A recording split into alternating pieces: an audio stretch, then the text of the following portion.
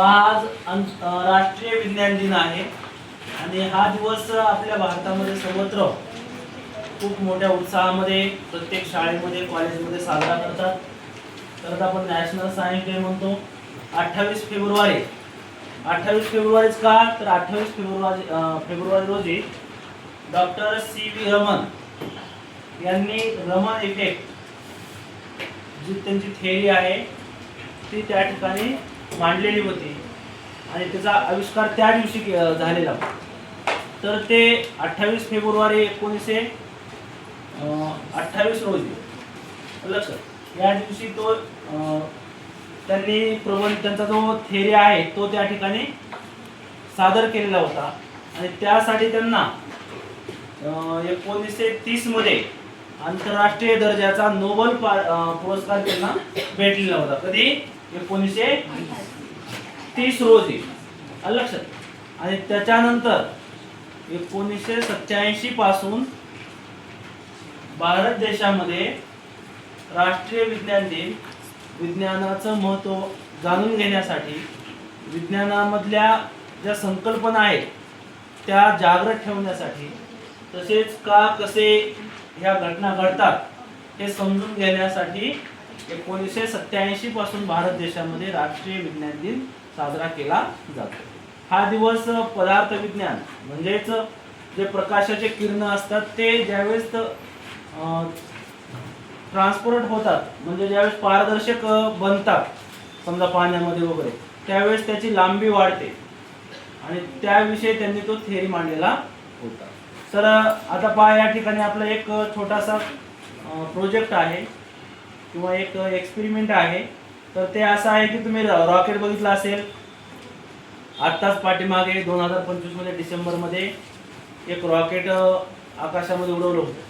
त्यावेळेस पूर्ण जगाने ते पाहिलं. भारत देशाने सगळे लोकांनी सगळ्या शाळांनी ते दाखवलं. लक्षात श्रीहरिकोटा या ठिकाणून आंध्र प्रदेशमध्ये ते ठिकाण आहे. आपलं भारत देशाचं स्पेस सेंटर आहे सतीश धवन त्या ठिकाणाहून ते काय केलं गेलं आकाशामध्ये पाठवण्यात आलं.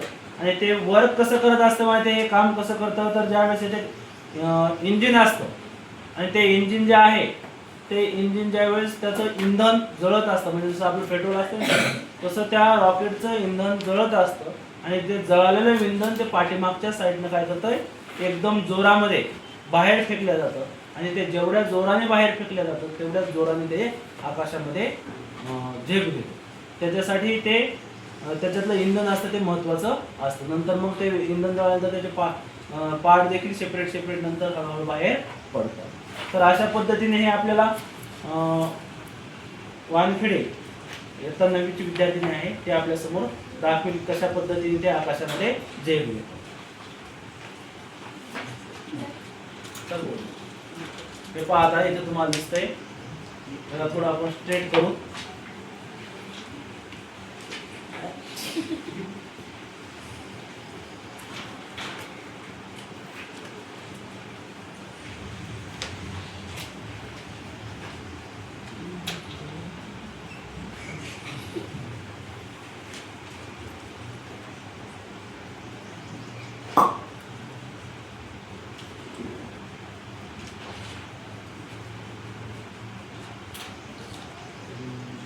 दिसलं का तुम्हाला?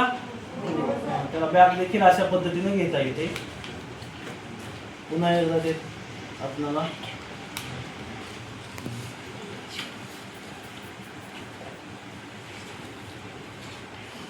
आहे का याच्यामध्ये काय काय साधन वापरले?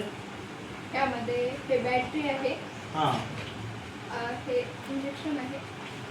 याची खाली मोठी बॅटरी असते आणि याला बॅटरीच्या साहाय्याने वरी आपण आणि जे बल देतो हवेचं दाब त्या दाबाच्या साहाय्याने आपण आकाशामध्ये वरी उडवण्याचा प्रयत्न केलेला आहे. तर या ठिकाणी हा आपला एक छोटासा प्रयोग आपण राष्ट्रीय विज्ञान दिनानिमित्त सादर केलेला आहे. ओके.